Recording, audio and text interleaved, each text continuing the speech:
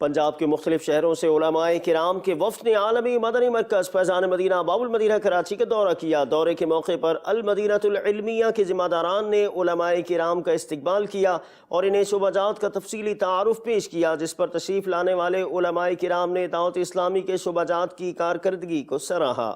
مجلس رابطہ بالعلماء کے ذمہ دار اسلامی بھائیوں نے نواب شاہ میں واقع جامع مسجد ملنگ والے کے خطیب و امام مولانا محمد آصف قادری کی بارگاہ میں حاضری دی اور ملاقات کی۔ اس موقع پر ذمہ داران نے مولانا صاحب کو دعوت اسلامی کے تحت چلنے والے شعبہ جات کے بارے میں تفصیلاً بتایا اور ہفتہ وار مدنی مذاکرے میں شرکت کی دعوت دی۔ پنجاب کے مختلف شہروں سے مجلس رابطہ بالعلماء کے تحت علماء اہل سنت ساکن مدینہ حضرت علامہ مولانا سید حسن شاہ صاحب، صاحبزادہ خواجہ نور المصطفیٰ زاہد اعظمی اور دیگر علماء کرام کے ہمراہ فیضان مدینہ باب المدینہ تشریف لائے۔ علماء کرام کا استقبال المدینہ العلمیہ کے ذمہ داران نے کیا اور انہیں المدینہ العلمیہ، مجلس آئی ٹی اور دیگر شعبہ جات کا دورہ کرایا اور تعارف پیش کیا۔ حضرت علامہ مولانا سید حسن شاہ صاحب کا کہنا تھا کہ اللہ تعالیٰ ان کو عمر خضری عطا فرمائے اور تمام چاہنے والوں کو بلا تفریق، بلا ذات، بلا نسل، بلا خاندان، بلا قبیلہ اس فیضان مدینہ کو، فیضان اولیاء کو، فیضان غوث پاک کو ساری دنیا میں عام کر دے۔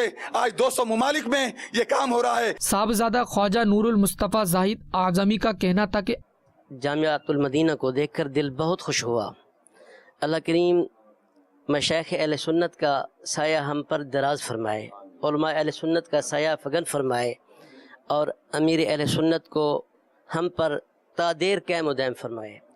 اور سبحان اللہ، تخریج کا جو کام ہو رہا ہے، تفسیر کا جو کام ہو رہا ہے، تراجم، بہت دل خوش ہوا۔ ثنا خان مصطفیٰ سجاد نقشبندی کا امیر اہل سنت کی کاوشوں کو خراج تحسین پیش کرتے ہوئے کہنا تھا کہ امیر اہل سنت مولانا الیاس عطار قادری دامت برکاتہم العالیہ کو خراج تحسین پیش کرتے ہیں کہ آپ پوری دنیا میں ہم سنیوں کے تاج بن کر اور خاص طور پر سنیت کی تبلیغ کے لیے پوری دنیا میں آپ کاوش اس کوشش کو سراہتے ہوئے سر انجام دے رہے ہیں۔ عبد الرحمن مدنی شاہ صاحب کا کہنا تھا کہ میری جو شروعات رہی ہے دعوت اسلامی سے شروعات رہی۔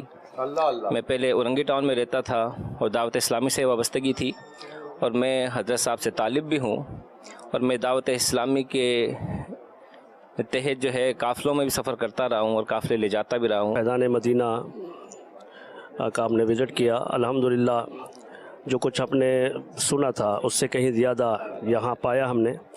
جو کچھ یہاں کام ہو رہا ہے اللہ تبارک و تعالیٰ مزید اس میں برکتیں عطا فرمائے اور اللہ تبارک و تعالیٰ تمام علماء اہل سنت میں اتحاد عطا فرمائے۔ ہم سارے علماء جتنے لوگ یہاں پر آئے ہوئے ہیں دعا گو ہیں اللہ رب العالمین اس کو مزید چار چاند لگائے، اللہ رب العالمین مزید اس کا فیضان کو عام فرمائے اور انشاءاللہ اس طریقے سے یہ کام ہو رہا ہے انشاءاللہ بعید نہیں، بہت جلد انشاءاللہ اللہ تعالیٰ نے چاہا دنیا بھر کے اندر مزید دعوت اسلامی کا کام عام ہوگا۔ دعوت اسلامی کے تحت چلنے والے المدینہ العلمیہ الحمدللہ تصنیف و تالیف و ترجمہ کا کام کر رہا ہے۔ اس شعبے کے جو مجموعی کارکردگی ہے، اب تک بے شمار کتابیں اس شعبے سے لکھی جا چکی ہیں اور مکتبۃ المدینہ سے شائع ہو چکی ہیں۔ مکتبۃ المدینہ دعوت اسلامی کا اشاعتی ادارہ ہے۔ المدینہ العلمیہ میں اس وقت تقریباً 30 سے 35 کتب پر کام جاری ہے، جو کہ 80 سے زائد علماء کرام کر رہے ہیں۔ علماء کرام کو روانگی سے قبل المدینہ العلمیہ کی جانب سے دینی کتابوں کا تحفہ بھی پیش کیا گیا۔